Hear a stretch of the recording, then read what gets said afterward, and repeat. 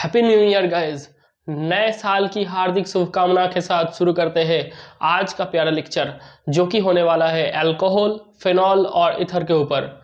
Hello दोस्तों, मैं हूं अर्पण चैटर्जी, आप सभी के दोस्त एंड होस्ट।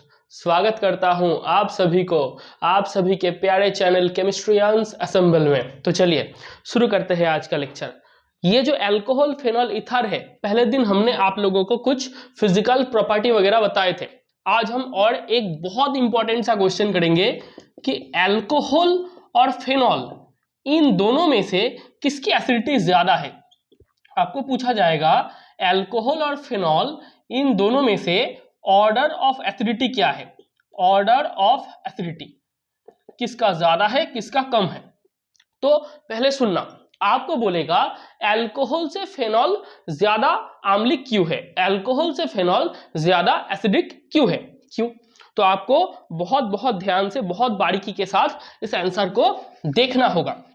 तो देखो दोस्तों, जो अल्कोहल है वो है ROH, मतलब ये जो OH या हाइड्रोक्सिल ग्रुप है, ये जब एलिफेटिक ग्रुप के साथ जुड़ा रहेगा तो उसको आप अल्कोहल बोलोगे। और यही अगर बेंजीन रिंग के साथ OH ग्रुप आ गया तो उसको आप क्या बोलोगे, उसको आप फिनॉल बोलोगे, उसको आप फिनॉल बोलोगे।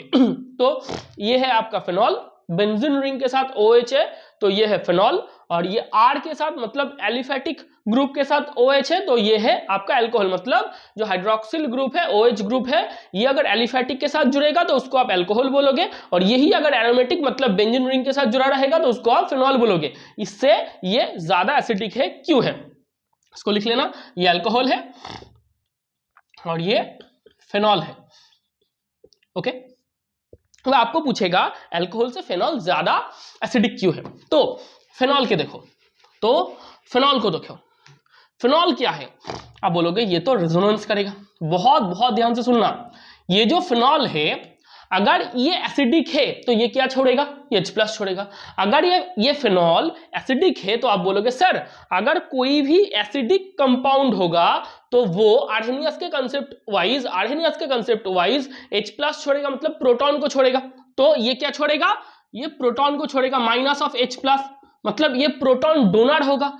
तो यहां से क्या उत्पन्न होगा, आप बोलोगे सर यहां से O- उत्पन्न होगा। ये क्या है, ये फिनॉक्साइड आयन है। मतलब जो फिनॉल है ये फिनॉल H+ को छोड़ेगा और इससे फिनॉक्साइड आयन की उत्पत्ति होगी, इससे फिनॉक्साइड आयन की उत्पत्ति होगी। अब ध्यान से सुनना, अगर एक एसिड को आप लिख रहे हो, वो एसिड क्या होगा, एसिड को आप बोलते हो ये प्रोटॉन डोनर है according to Bronsted Lowry concept. According to Bronsted Lowry concept acid क्या है, प्रोटॉन डोनर है। तो एसिड प्रोटॉन छोड़ने के बाद जो उत्पन्न करेगा उसको आप बोलोगे कंजुगेट बेस। क्या बोलोगे, उसको आप बोलोगे कंजुगेट बेस, या इसी को आप बोलते हो काउंटर आयन। क्या बोलते हो, काउंटर आयन। तो ये क्या छोड़ रहा है, H+ या प्रोटॉन को छोड़ रहा है। ध्यान से देखना दोस्तों, ध्यान से देखना। एक एसिड जो कि है प्रोटॉन डोनर, ये ब्रॉन्स्टेड-लाउडी कंसेप्ट है। क्या है, ब्रॉन्स्टेड-लाउडी कंसेप्ट के द्वारा आप इसको बोलते हो कि भाई साहब एक एसिड जो कि है प्रोटॉन डोनर, वो प्रोटॉन डोनेट करने के बाद काउंटर आयन के तौर पे कॉन्जुगेट बेस की उत्पत्ति कर रहा है और प्रोटॉन को छोड़ रहा है। अब एक बात को बहुत ध्यान से सुनना, अगर ये कॉन्जुगेट बेस या काउंटर आयन की स्टेबिलिटी एसिड से ज्यादा हुई तो एसिड से कंजुगेट बेस ज्यादा स्पॉन्टेनियसली उत्पन्न होंगे, तो एसिड ज्यादा H+ को छोड़ेगा, एसिड ज्यादा H+ को छोड़ेगा तो उसका एसिडिटी ज्यादा होगा। तो मैं ये बोलना चाहता हूं मेरे दोस्तों कि ये जो कंजुगेट बेस है, ये जो काउंटर आयन ऑफ एसिड है, मतलब एक एसिड जो कि ब्रॉन्स्टेड-लाउडी कंसेप्ट वाइज क्या कर रहा है, H+ डोनर है, मतलब प्रोटॉन डोनर है। Bronsted Lowry concept wise acid is a proton donor. Acid अगर प्रोटॉन डोनर हुआ तो ये एसिड H+ को छोड़ेगा। एसिड अगर H+ को छोड़ेगा तो काउंटर आयन के तौर पे कंजुगेट बेस की उत्पत्ति होगी। अब कंजुगेट बेस की स्टेबिलिटी अगर एसिड से ज्यादा हुआ तो एसिड से ज्यादा कंजुगेट बेस उत्पन्न होंगे। बहुत ध्यान से सुनना, इसकी स्टेबिलिटी अगर इससे ज्यादा हुआ तो रिएक्शन इधर से इधर जाएगा। हम सब जानते हैं कि लेस स्टेबल से मोर स्टेबल की तरफ केमिकल रिएक्शन प्रोसीड करते हैं। तो अगर स्टेबिलिटी बढ़ेगा, जिस डायरेक्शन में स्टेबिलिटी बढ़ेगा उस डायरेक्शन में केमिकल रिएक्शन का भी प्रोसीड करने का चांस ज्यादा है। आप बोलोगे जी बिल्कुल है। तो एसिड से कंजुगेट बेस की स्टेबिलिटी अगर बढ़ गया, एसिड से कंजुगेट बेस अगर ज्यादा स्टेबल हुआ तो रिएक्शन एसिड से कंजुगेट बेस के तरफ जाएगा। रिएक्शन अगर एसिड से कंजुगेट बेस के तरफ जा गया तो आप बोलोगे रिएक्शन तो एसिड से कंजुगेट बेस बना रहा है, उसके साथ साथ प्रोटॉन को एसिड छोड़ रहा है। आप बोलोगे एसिड से कंजुगेट बेस की उत्पत्ति हो रहा है और उसी के साथ साथ ये वाला एसिड प्रोटॉन को भी छोड़ रहा है, H+ को भी छोड़ रहा है। अगर एसिड ने प्रोटॉन को छोड़ा, H+ को छोड़ा, ज्यादा छोड़ा तो उसकी एसिडिटी बढ़ गया। तो अगर एसिड से conjugate base of that acid इसकी स्टेबिलिटी ज्यादा हुई, इसकी स्टेबिलिटी ज्यादा हुई तो रिएक्शन भी एसिड से उसके सीबी की तरफ जाएगा, एसिड से उसके काउंटर आयन की तरफ जाएगा। तो एसिड ज्यादा प्रोटॉन छोड़ेंगे, एसिड ज्यादा प्रोटॉन छोड़ेंगे तो प्रोटॉन जितना ज्यादा एसिड छोड़ेगा, जितने स्पॉन्टेनियसली छोड़ेगा, जितने इजीली लूज करेंगे तो उसकी एसिड की एसिडिटी बढ़ जाएगा। तो एसिड का एसिडिटी किससे, ये सवाल का जो सॉल्यूशन है, ये सवाल का जो हल है, अब ये कहां से निकलोगे? आप बोलोगे कि सर एसिड की एसिडिटी ये उस एसिड की कंजुगेट बेस की स्टेबिलिटी उससे जुड़े है। तो हम क्या बोलेंगे? एसिड का एसिडिटी उस एसिड की कंजुगेट बेस की स्टेबिलिटी से जुड़ा है। एसिड के कंजुगेट बेस उसकी स्टेबिलिटी अगर बढ़ गया तो एसिड ज्यादा कंजुगेट बेस फॉर्म करेंगे, एसिड ज्यादा कंजुगेट बेस फॉर्म करेंगे तो एसिड ज्यादा प्रोटॉन को छोड़ेंगे, एसिड ज्यादा प्रोटॉन को छोड़ेंगे तो एसिड की एसिडिटी ज्यादा है। ये मेन स्टोरी लाइन है। तो एसिड कंजुगेट बेस से, एसिड से कंजुगेट बेस की स्टेबिलिटी बढ़ जाएगा तो रिएक्शन भी एसिड से उसके सीबी की तरफ जाएगा। तो एसिड मोर स्पॉन्टेनियसली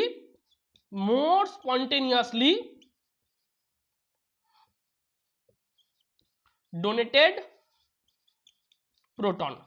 तो एसिड क्या करेगा? एसिड मोर स्पॉन्टेनियसली प्रोटॉन को छोड़ेगा। एसिड जितने स्पॉन्टेनियसली प्रोटॉन को छोड़ेगा उसकी एसिडिटी उतने बढ़ेगा। इसको नोट करो। अगर इसको नोट करना हो गया तो देखो, बहुत ध्यान से देखना। तो आप क्या बोल रहे थे? आप बोल रहे थे सर हम तो फिनॉल को एसिड मान रहे हैं, हम तो फिनॉल को एसिड मान रहे हैं। मैं बोलूंगा जी बिल्कुल मानिए, कोई बात नहीं है। ये भाई साहब ये उत्पन्न करेंगे, ये भाई साहब ये उत्पन्न करेंगे और उसी के साथ ये प्रोटॉन आएगा। क्या आएगा? ये प्रोटॉन आएगा। ये फिनॉल है, इसको आप एसिड मान रहे हो तो ये फिनॉक्साइड आयन है, ये फिनॉक्साइड आयन है जो कि एक काउंटर आयन है, जो कि एक काउंटर आयन है और जो कि एक कंजुगेट बेस है। किसका? फिनॉल का। Conjugate base of phenol. जी बिल्कुल है, रिएक्शन है। आप बोलोगे जी बिल्कुल है सर, यही है, यही हमारा कच्चा चिट्ठा है। तो अब अगर आपको कोई बोले कि फिनॉल ज्यादा एसिडिक है तो आप बोलोगे सर आपने हमें ये बताया है एसिड की एसिडिटी उसकी कंजुगेट बेस की स्टेबिलिटी से जुड़ा है, तो फिनॉल से फिनॉक्साइड आयन ज्यादा स्टेबल है। इसकी आंसर कैसे दोगे? पाई कंजुगेशन है तो उत्तर कैसे होगा? रेजोनेंस से। कहां से आएगा उत्तर? रेजोनेंस से। आपको ये ऑर्गेनिक में बहुत बहुत बहुत ध्यान से, बहुत बारीकी से इसको समझना है कि आपको मैंने बोला कि फिनॉल ये ज्यादा एसिडिक है, फिनॉल का एसिडिटी ज्यादा है। तो आप बोलोगे भाई साहब फिनॉल की एसिडिटी ज्यादा है तो वो फिनॉल की जो कंजुगेट बेस है, जो काउंटर आयन है, जो फिनॉक्साइड आयन है, उसकी स्टेबिलिटी फिनॉल से ज्यादा है। आप बोलोगे क्यों है? आप बोलोगे क्यों है? तो उसका उत्तर कहां से आएगा? ये भी पाई कंजुगेशन में है, ये भी पाई कंजुगेशन में है, तो इधर रेजोनेंस होगा। तो इसका रेजोनेंस स्ट्रक्चर, इसका कैनोनिकल स्ट्रक्चर, इसका मेसोमेरिक स्ट्रक्चर से ज्यादा इसका कैनोनिकल या रेजोनेंस या मेसोमेरिक स्ट्रक्चर स्टेबल होगा। तो इससे इधर तक रिएक्शन प्रोसीड करेंगे, रिएक्शन इधर से इधर तक प्रोसीड करेगा तो ये H+ को छोड़ेगा, ये H+ को छोड़ेगा तो इसका एसिडिटी ज्यादा होगा। तो मैं बोलना चाहता हूं फिनॉल का एसिडिटी ज्यादा है तो फिनॉक्साइड आयन का स्टेबिलिटी ज्यादा है। कैसे बोलोगे? कैसे बोलोगे? आप बोलोगे सर आसान है, दोनों का रेजोनेंस स्ट्रक्चर ड्रॉ करो, हम दिखा देते हैं। तो ड्रॉ करो, ये है फिनॉल, देखो भाई साहब ये है फिनॉल, ये O के साथ दो लोन पेयर है, ये O के साथ दो लोन पेयर है, लोन पेयर इलेक्ट्रॉन का डीलोकलाइजेशन होगा, पाई बॉन्ड घूमेगा, क्या होगा, lone pair electron delocalisation throughout the benzene ring, मतलब फिनॉल में बेंजीन रिंग के साथ जो OH ग्रुप जुड़ा है उसमें जो ऑक्सीजन एटॉम है वो oxygen atom loan pair electron container है। अब वो loan pair electron container oxygen atom अपने लोन पेयर इलेक्ट्रॉन को बेंजीन रिंग की तरफ घुमाएगा, बेंजीन रिंग की तरफ डीलोकलाइज करवाएगा। अगर ये बंदा डीलोकलाइज करवाने लग गया तो ये पाई कॉन्जुगेशन भी घूमेगा, अगर ये पाई कॉन्जुगेशन घूमेगा तो ये पूरे बेंजीन रिंग में ऑक्सीजन की लोन पेयर इलेक्ट्रॉन सर्कुलेट हो गया, ऑक्सीजन की लोन पेयर इलेक्ट्रॉन सर्कुलेट या डीलोकलाइजेशन होगा तो रेजोनेंस होगा, तो मेसोमेरिक इफेक्ट आएगा। तो क्या होगा देखो, बहुत ध्यान से देखना, पहले क्या हुआ, पहले ऑक्सीजन के ऊपर जो लोन पेयर इलेक्ट्रॉन था वो घूमा और ये पाई बॉन्ड घूम के इधर आ गया, ये पाई बॉन्ड घूम के ऑर्थो पोजीशन में आ गया। तो आप बोलोगे सर पहले ड्रॉ करो, हम दिखाते हैं, बहुत आसान है।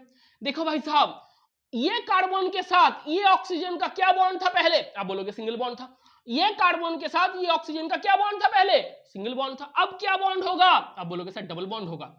जी बिल्कुल भाई साहब होगा।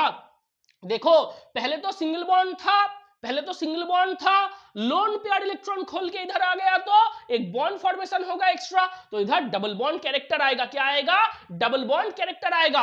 ऑक्सीजन के ऊपर पहले क्या था, लोन पेयर इलेक्ट्रॉन, वो अपने लोन पेयर इलेक्ट्रॉन को छोड़ रहा है तो ऑक्सीजन के ऊपर क्या आएगा, प्लस चार्ज, क्या आएगा, ऑक्सीजन के ऊपर आएगा प्लस चार्ज, तो ये लोन पेयर इलेक्ट्रॉन को इधर देगा तो इधर आएगा डबल बॉन्ड, इधर आएगा प्लस, ये पाई कॉन्जुगेशन खोल के ऑर्थो पोजीशन में आया तो इधर आएगा माइनस, इधर आएगा माइनस।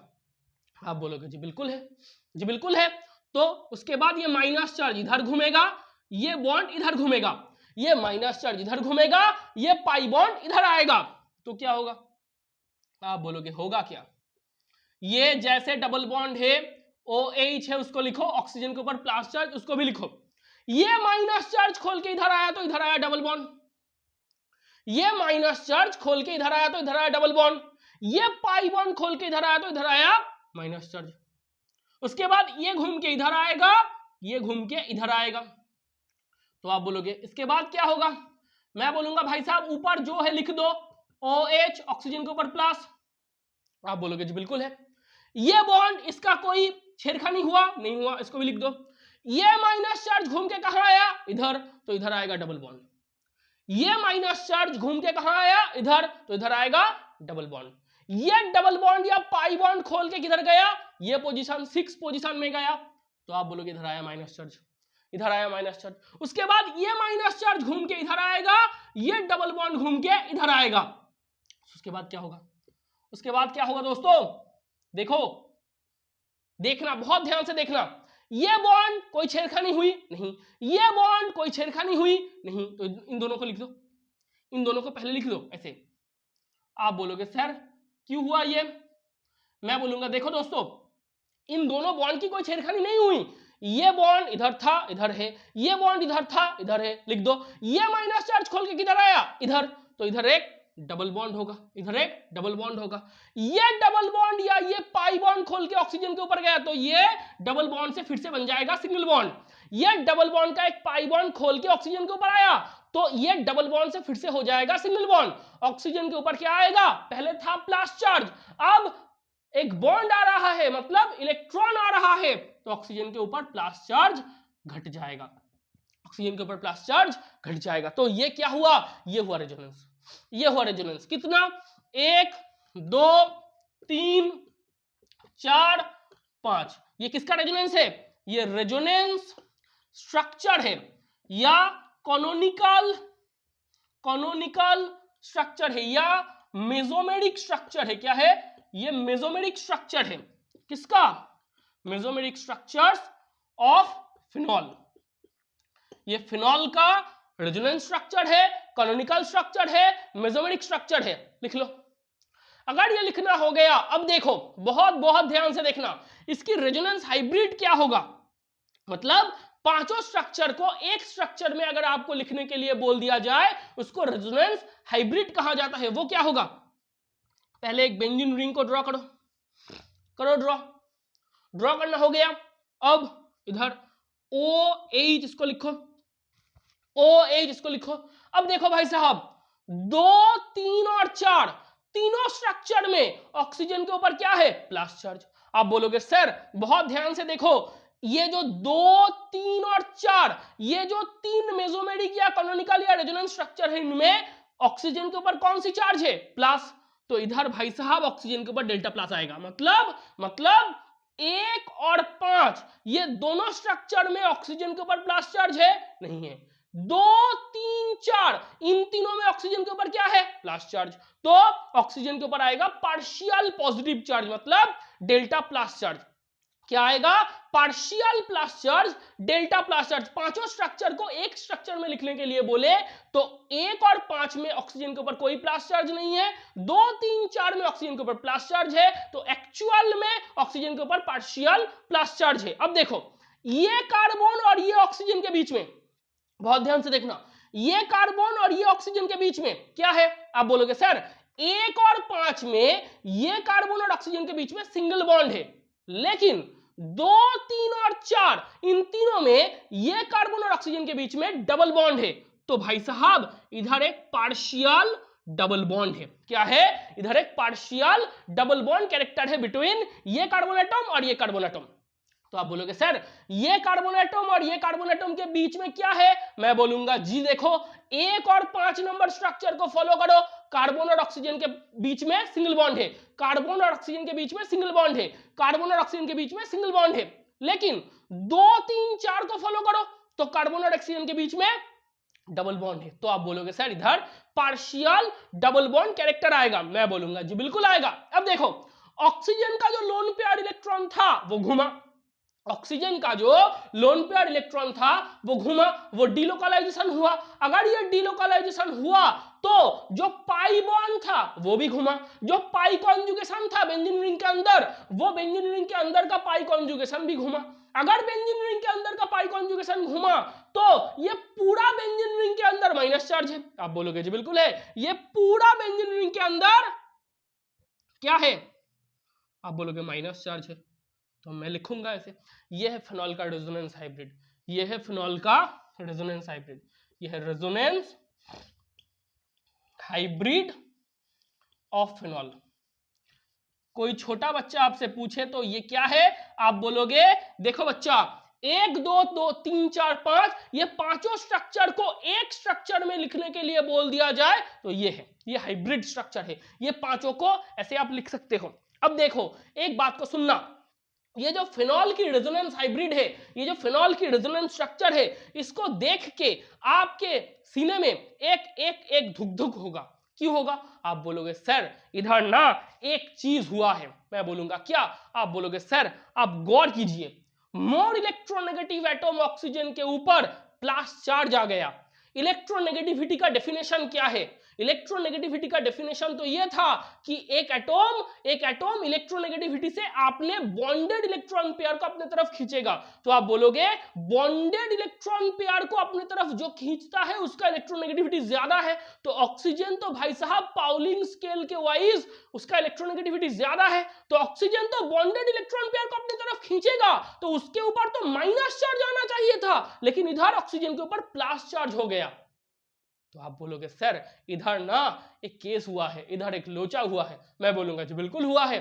तो आप बोलोगे ये रेजोनेंस स्ट्रक्चर स्टेबल है, मैं बोलूंगा नहीं है, कतई नहीं है दोस्तों, कतई नहीं है। ध्यान से देखो, मैं बोलूंगा कि देखो भाई साहब ये जो मोर इलेक्ट्रोनेगेटिव ऑक्सीजन एटम है, रेजोनेंस हाइब्रिड को फॉलो करो, जो मोर इलेक्ट्रोनेगेटिव ऑक्सीजन एटम है according to the definition of electronegativity उसके ऊपर माइनस चार्ज आना चाहिए था, उसके ऊपर माइनस चार्ज आना चाहिए था। भाई साहब 2, 3, 4 नंबर स्ट्रक्चर को देखो, रेजोनेंस हाइब्रिड को देखो, आपको बहुत अच्छी तरीके से पता चल जाएगा कि ऑक्सीजन के ऊपर माइनस चार्ज नहीं है, माइनस चार्ज ना होने के साथ साथ उसके पास प्लस चार्ज है। मतलब ये तो भाई साहब ऑक्सीजन पार्शियल पॉजिटिव चार्ज को गेन करके बैठा है, ये तो पार्शियल पॉजिटिव चार्ज को लेके बैठा है, इसके ऊपर पाप है, इसके ऊपर पाप है, तो आप बोलोगे अगर इसके ऊपर पाप है तो ये स्टेबल है, ये नहीं है स्टेबल। अगर ये स्टेबल नहीं है तो फिनॉल स्टेबल है, नहीं है। मतलब फिनॉल की आपको रेजोनेंस हाइब्रिड ड्रॉ करने के लिए मैंने बोला, आपने बहुत ध्यान से फिनॉल की रेजोनेंस हाइब्रिड ड्रॉ की। रेजोनेंस स्ट्रक्चर ड्रॉ करने के बाद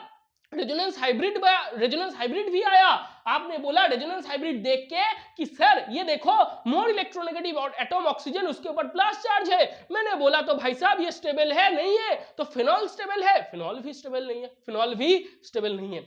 इसको लिख लो और इसके साथ एक लाइन को लिख लेना कि फिनॉल की ये जो ऑक्सीजन एटॉम है इसके ऊपर प्लस चार्ज आया है, मतलब ये भाई साहब मोर इलेक्ट्रोनेगेटिव ऑक्सीजन एटॉम था, तो मोर इलेक्ट्रोनेगेटिव ऑक्सीजन एटॉम के ऊपर माइनस चार्ज आना चाहिए था। ये माइनस को बनते थे, ये माइनस को नहीं लिया, ये प्लस को लेके बैठा है, तो ये पाप है। तो भाई साहब ये क्या है? ये अनस्टेबल है, ये उतना स्टेबल नहीं है। तो फिनॉल का रेजोनेंस स्ट्रक्चर स्टेबल नहीं है। इसको लिखो, इसको नोट करना। अगर इसको नोट करना हो गया तो देखो भाई साहब ये तो फिनॉल था, ये तो फिनॉल था। अब फिनॉक्साइड को ड्रॉ करो, अब फिनॉक्साइड को ड्रॉ करो। आप बोलोगे जी सर करते हैं ड्रॉ। ओ एक लोन पेयर एक्स्ट्रा है, फिनॉक्साइड में एक लोन पेयर एक्स्ट्रा है, तो क्या होगा? तो क्या होगा? मैं बोलूंगा लोन पेयर को घुमाओ, तो ये भी घूम के इधर जाएगा। लोन पेयर को घुमाओगे तो ये भी घूम के इधर जाएगा, तो क्या उत्पन्न होंगे? तो क्या उत्पन्न होंगे? देखो भाई साहब ये क्या था? ऑक्सीजन के ऊपर माइनस चार्ज था, मतलब एक लोन पेयर एक्स्ट्रा है ऑक्सीजन के ऊपर। तो ऑक्सीजन क्या कर रहा है? लोन पेयर इलेक्ट्रॉन को घुमा रहा है। कहां? बेंजीन रिंग के अंदर। क्या कर रहा है? Delocalisation of the loan pair electron हो रहा है, तो पाई कॉन्जुगेशन भी घूमेगा। तो क्या होगा? इधर आएगा डबल बॉन्ड। क्यों क्यों क्यों? पहले सिंगल बॉन्ड था, लोन पेयर इलेक्ट्रॉन घूमेगा तो डबल बॉन्ड आएगा। ये आया ऑक्सीजन। अब बोलो ऑक्सीजन के ऊपर था माइनस चार्ज, ये लोन पेयर को छोड़ रहा है, तो इसके ऊपर क्या आएगा? आप बोलोगे सर एनायन अगर इलेक्ट्रॉन को छोड़ेगा तो एटॉम फॉर्म करेंगे, एटॉम अगर इलेक्ट्रॉन को छोड़ेगा तो कैटायन फॉर्म करेंगे। ये बात को ध्यान से अपने जहन में घुसा के रखना कि ये एनायन है, ये एनायन है, ये अगर इलेक्ट्रॉन को छोड़ेगा तो ये एटॉम फॉर्म करेंगे, एटॉम अगर इलेक्ट्रॉन को छोड़ेगा तो वो कैटायन फॉर्म करेंगे। तो ये ऑक्सीजन के ऊपर प्लस चार्ज आएगा? आप बोलोगे नहीं आएगा। ये ऑक्सीजन के ऊपर प्लस चार्ज आएगा? आप बोलोगे नहीं आएगा। तो देखो ये लोन पेयर, ये पाई कॉन्जुगेशन घूम के कहां आया? ऑर्थो पोजीशन में। ये पाई कॉन्जुगेशन घूम के कहां आया? ऑर्थो पोजीशन में। जी आया। अब देखो कैसे है? ऐसे है। आप बोलोगे सर ये लोन पेयर घूम के इधर आया तो इधर आया डबल बॉन्ड, ये लोन पेयर घूम के इधर आया तो ये आया डबल बॉन्ड। ऑक्सीजन माइनस था, इलेक्ट्रॉन को छोड़ेगा तो वो एटॉम में कन्वर्ट होंगे, तो वो एटॉम में कन्वर्ट होंगे, एनायन से एटॉम होगा, तो उसके ऊपर प्लस चार्ज आएगा? नहीं आएगा, नहीं आएगा। तो ये पाई कॉन्जुगेशन घूम के कहां आया? ऑर्थो पोजीशन में। इसके बाद ये माइनस चार्ज घूम के इधर आएगा, ये बॉन्ड घूम के इधर आएगा, तो क्या होगा? तो क्या होगा? ये ऊपर का हिस्सा जैसे है लिख लो, ये ऊपर का हिस्सा जैसे है लिख लो। ये माइनस चार्ज घूम के इधर आया तो इधर आया बॉन्ड, ये माइनस चार्ज घूम के इधर आया तो इधर आया बॉन्ड, ये पाई कॉन्जुगेशन घूम के इधर आया तो इधर आया माइनस चार्ज। ये बॉन्ड जैसे का तैसा है, ये बॉन्ड जैसे का तैसा है। ये माइनस चार्ज घूम के इधर आया तो बॉन्ड, ये पाई बॉन्ड घूम के इधर आया तो माइनस चार्ज। उसके बाद ये माइनस चार्ज घूम के इधर आएगा, ये बॉन्ड घूम के इधर आएगा, तो क्या होगा? ऊपर वाला हिस्सा जैसे का तैसा लिखते जाओ, लिखते जाओ। ये बॉन्ड जैसे का तैसा। अब ये माइनस चार्ज इधर आया तो इधर आया बॉन्ड, ये पाई बॉन्ड इधर आया तो इधर आया माइनस चार्ज। देखो ये माइनस चार्ज इधर आया तो इधर आया बॉन्ड, ये पाई बॉन्ड इधर आया तो इधर आया माइनस चार्ज। ये भाई साहब इधर आए, ये बॉन्ड इधर गए, तो क्या होगा? आप बोलोगे सर अभी तो पार्टी शुरू हुई है। ये देखो ये दोनों को लिख लो, इसको भी लिखो, इसको भी लिखो। ये माइनस चार्ज घूम के इधर आया तो इधर आया बॉन्ड, ये माइनस चार्ज घूम के इधर आया तो इधर आया बॉन्ड। अब ये पाई बॉन्ड फिर से ऑक्सीजन के ऊपर गया तो ऑक्सीजन के पास दो दो लोन पेयर थे पहले से ही, और एक आएगा तो आप बोलोगे सर पहले तो ये देखो डबल बॉन्ड थे, एक बॉन्ड टूट रहा है, तो अब क्या बॉन्ड है? अब बोलोगे सिंगल बॉन्ड। पहले डबल बॉन्ड था, एक पाई बॉन्ड घुल गया, एक पाई बॉन्ड टूट गया, तो आप बोलोगे अब क्या है? Single bond. ऑक्सीजन है, दो लोन पेयर था और एक लोन पेयर आया तो ये माइनस चार्ज, तो ये आया। आप बोलोगे कि एक 2 3 4 5। ये क्या है? ये है रेजोनेंस या कैनोनिकल या mesomeric structure of phenoxide ion. अब ये फिनॉक्साइड आयन क्या आयन है? आप बोलोगे सर ये काउंटर आयन है। ये क्या है? ये काउंटर आयन है। ये क्या है? ये कॉन्जुगेट बेस है। किसका? ये कंजुगेट बेस ऑफ फिनॉल है। ये कंजुगेट बेस ऑफ फिनॉल है। लिख लो। अगर लिखना हो गया, इसका भी हम रेजोनेंस हाइब्रिड बनाएंगे। देखो ध्यान से देखना, इसका भी हम रेजोनेंस हाइब्रिड बनाएंगे। देखो ये ऑक्सीजन था पहले से ही, ये ऑक्सीजन था पहले से ही। अब देखो 2 3 4 ये तीनों में ऑक्सीजन के ऊपर कोई सा भी चार्ज नहीं है। ऑक्सीजन के ऊपर कोई सा भी चार्ज नहीं है। 1 और 5 में माइनस चार्ज है, तो ऑक्सीजन के ऊपर क्या आएगा? Delta minus. ऑक्सीजन के ऊपर क्या आएगा? Delta minus. आप बोलोगे सर 2 3 4 तीनों में, 2 3 4 तीनों में कोई चार्ज नहीं है। 1 5 कौन सा चार्ज है? माइनस। तो क्या चार्ज आएगा? Delta minus. तो क्या चार्ज आएगा? Delta minus. 1 और 5 में कार्बन और ऑक्सीजन के बीच में सिंगल बॉन्ड है।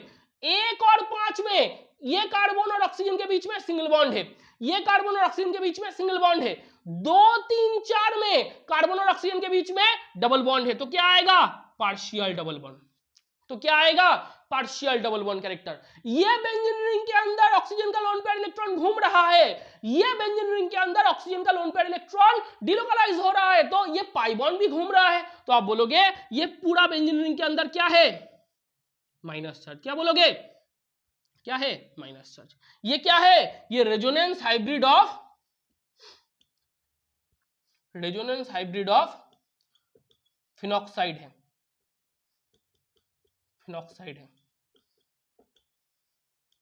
बोल सकते हो। अब देखो अच्छी बात क्या है इसमें। आप बोलोगे सर इसमें ना पाप नहीं है। मैं बोलूंगा क्यों? कौन सा पाप फेनॉल कर रहा था जो फिनॉक्साइड में नहीं है? आप बोलोगे सर याद करो वो दिन जब फिनॉल की ऑक्सीजन एटम के ऊपर प्लस चार्ज आया था।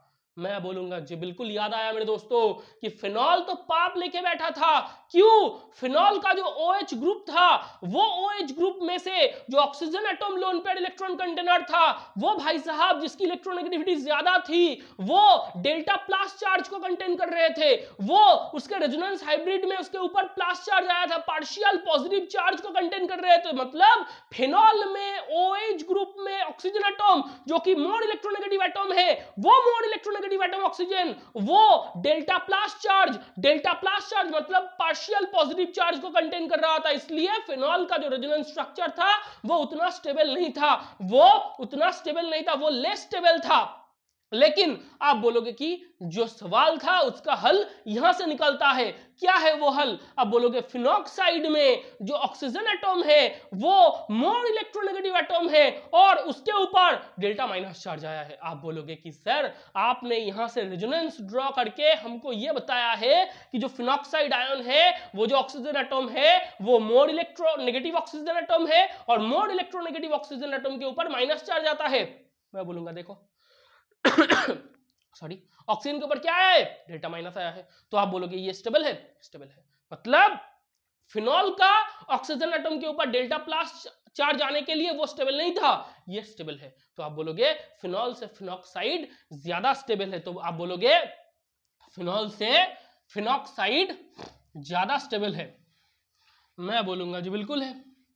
अब देखो तो रेजोनेंस ड्रॉ करके हमको यह पता चला है फिनॉल से फिनॉक्साइड आयन ज्यादा स्टेबल है। अगर ज्यादा स्टेबल है तो फिनॉल रिएक्शन करके क्या बनाएगा? Phenoxide ion plus H+। आप बोलोगे कि ये जो फिनॉल है इससे फिनॉक्साइड आयन ज्यादा स्टेबल है। फिनॉल से फिनॉक्साइड आयन ज्यादा स्टेबल है, तो कौन उत्पन्न होगा? आप बोलोगे सर फिनॉल ना फिनॉक्साइड आयन उत्पन्न करेंगे, तो ये H भाई साहब क्या करेगा? ये टूट के बाहर बिखर के निकल जाएगा। मतलब प्रोटॉन बाहर आ रहा है। आप बोलोगे कि फिनॉल से फिनॉक्साइड आयन ज्यादा स्टेबल है, तो रिएक्शन ऑलवेज लेस स्टेबल से मोर स्टेबल के तरफ भागते हैं, मतलब रिएक्शन लेस स्टेबल से मोर स्टेबल की तरफ प्रोसीड होते हैं। तो फिनॉल से क्या उत्पन्न होगा? फिनॉक्साइड। फिनॉल से अगर आपको फिनॉक्साइड उत्पन्न करना हो तो ये हाइड्रोजन एटम क्या होगा? H+ के तौर पे बाहर आएगा। तो ये फिनॉल क्या करेगा? ये प्रोटॉन डोनर होगा। क्या होगा? ये प्रोटॉन डोनर होगा। और ये भाई साहब अगर प्रोटॉन डोनर हुए तो Bronsted Lowry concept wise, Bronsted Lowry concept wise हम क्या बोलेंगे? हम बोलेंगे कि ये भाई साहब एसिड है, ये भाई साहब एसिड है। तो फिनॉल एसिड है, तो फिनॉल एसिड है। इसको लिख लो, इसको लिख लो, नोट के तौर पे लिख लो। अब देखो, अगर लिखना हो गया, अब एल्कोहल की तरफ आओ। अब एल्कोहल की तरफ आओ। ये है R, ये है O, ये है H। R क्या है? आप बोलोगे एलिफेटिक ग्रुप है। क्या है R? आप बोलोगे सर ये ना एलिफेटिक ग्रुप है, एलिफेटिक हाइड्रोकार्बन है, एलिफेटिक हाइड्रोकार्बन है। अब सुनो, इसमें क्या इफेक्ट है? अब बोलोगे इसमें प्लस आई इफेक्ट है, इसमें प्लस इंडक्टिव इफेक्ट है, इसमें क्या है? पुशिंग पावर है। क्या है? पुशिंग पावर है। ये क्या करते हैं? It pushes sigma bonded electron pair, it pushes sigma bonded electron pair towards OH group, towards, ये किस तरफ? ये किस तरफ पुश करेंगे? आप बोलोगे सर ये तो OH ग्रुप की तरफ पुश करेंगे, टुवर्ड्स OH ग्रुप। लिख सकते हो। देखो R क्या है? Aliphatic hydrocarbon. इसमें कौन सी इफेक्ट है? Plus I effect. इसका कौन सी पावर है? Pushing power. पुशिंग पावर है तो it pushes sigma bonded electron pair, single bonded electron pair towards OH group. मतलब ये जो R है ये भाई साहब पुश करेंगे। पुश करेंगे तो किसके तरफ पुश करेंगे? OH ग्रुप के तरफ पुश करेंगे। अब अगर OH ग्रुप के तरफ पुश करेंगे तो इसकी पोलैरिटी बढ़ी या घटी? आप बोलोगे सर इसकी पोलैरिटी घट गई, इसकी पोलैरिटी घट गई। तो अगर ये खींचता, ये अगर पुलिंग पावर दिखलाता तो इधर इसकी पोलैरिटी बढ़ता, पोलैरिटी बढ़ता तो बॉन्ड वीक होता, बॉन्ड टूट जाता। इधर क्या हुआ? बहुत ध्यान से, बहुत आसानी से देखो, ये एलिफेटिक हाइड्रोकार्बन है, plus I effect pushing power से ये सिग्मा बॉन्डेड इलेक्ट्रॉन पेयर को पुश कर रहा है। कौन सी डायरेक्शन में? OH ग्रुप की तरफ। OH ग्रुप की तरफ पुश करेगा तो जो OH ग्रुप है इसकी पोलैरिटी घटेगा, इसकी पोलैरिटी घटेगा। तो अगर इसकी पोलैरिटी घटेगा तो बॉन्ड स्ट्रेंथ बढ़ेगा। क्या होगा? बॉन्ड स्ट्रेंथ बढ़ेगा। बॉन्ड स्ट्रेंथ बढ़ेगा तो बॉन्ड इजीली डिसोसिएट नहीं होंगे, बॉन्ड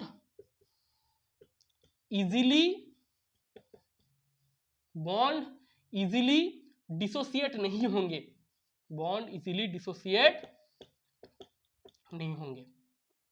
इसको ध्यान से सुनना कि भाई साहब ये अगर इधर पुश करने लगे तो बॉन्ड का पोलैरिटी घटेगा, बॉन्ड पोलैरिटी घटेगा तो बॉन्ड स्ट्रेंथ बढ़ेगा, बॉन्ड स्ट्रेंथ बढ़ेगा तो बॉन्ड इजीली डिसोसिएट नहीं करेंगे।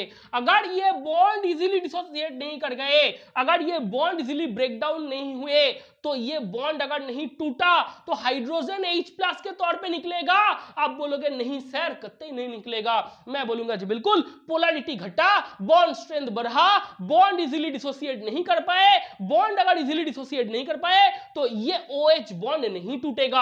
अगर ये OH बॉन्ड नहीं टूटा तो ये हाइड्रोजन एटम H+ के तौर पे निकलेगा। आप बोलोगे नहीं निकलेगा, तो आप बोलोगे hydrogen atom can't be released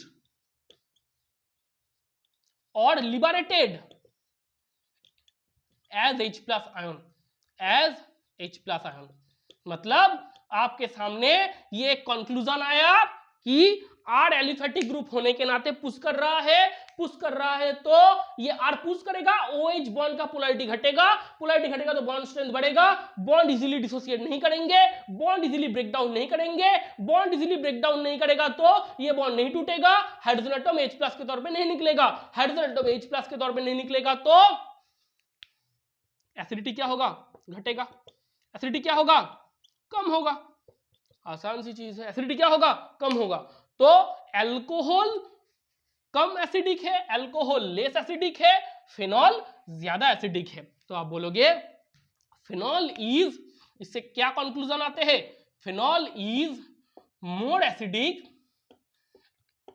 then alcohol, why, ये सवाल आते हैं। एल्कोहल का किससे, प्लस आई इफेक्ट से। एल्कोहल की सवाल को आप कैसे ढूंढोगे, प्लस आई इफेक्ट से। फिनॉल को कैसे ढूंढोगे, फिनॉल फिनॉक्साइड रेजोनेंस से, फिनॉल फिनॉक्साइड रेजोनेंस से। ये आसानी से ध्यान रखना, फिनॉल फिनॉक्साइड रेजोनेंस से। तो इससे क्या होगा, फिनॉल की जो रेजोनेंस स्ट्रक्चर ड्रॉ करोगे, फिनॉल की जो रेजोनेंस स्ट्रक्चर ड्रॉ करोगे उसमें आपको पता चलेगा कि मोर इलेक्ट्रोनेगेटिव ऑक्सीजन एटम के ऊपर प्लस चार्ज है जो कि उतना स्टेबल नहीं है, इसलिए फिनॉल भी स्टेबल नहीं है। लेकिन फिनॉक्साइड की अगर रेजोनेंस स्ट्रक्चर ड्रॉ करोगे तो आपको पता चलेगा कि मोर इलेक्ट्रोनेगेटिव ऑक्सीजन एटम के ऊपर उधर माइनस चार्ज है जो कि स्टेबल होने की लक्षण है। तो आप बोलोगे कि फिनॉक्साइड आयन स्टेबल है। तो फिनॉल से फिनॉक्साइड आयन ज्यादा स्टेबल हुआ, फिनॉल से फिनॉक्साइड आयन ज्यादा स्टेबल हुआ तो रिएक्शन फिनॉल से फिनॉक्साइड की तरफ जाएगा, फिनॉल से फिनॉक्साइड की तरफ रिएक्शन जाएगा तो फिनॉल H+ छोड़ेगा, फिनॉल H+ छोड़ेगा तो फिनॉल प्रोटॉन डोनर हुआ, फिनॉल प्रोटॉन डोनर हुआ तो ब्रॉन्स्टेड-लाउरी कांसेप्ट वाइज फिनॉल एक एसिड है। ओके, तो ये हुआ आज का लेक्चर समाप्त। और आज हमने बहुत इंपॉर्टेंट एक सवाल जो कि एक अपने आप में थ्योरी है, जो कि एक अपने आप में एक बहुत बड़ा लेक्चर है, उसको हमने समाप्त किए हैं कि फिनॉल और अल्कोहल इन दोनों की एसिडिटी की जो ऑर्डर है वो क्या होते हैं, किससे होते हैं, कौन सी लॉजिक आते हैं, कौन सी थ्योरी आते हैं, कौन सी हाइपोथेसिस आते हैं, रेजोनेंस भी आया, इंडक्टिव इफेक्ट भी आया। इसको बहुत ध्यान से देखना इस वीडियो को। और यहाँ हम समाप्त करते हैं आज के लेक्चर को। और जय हिंद और अलविदा।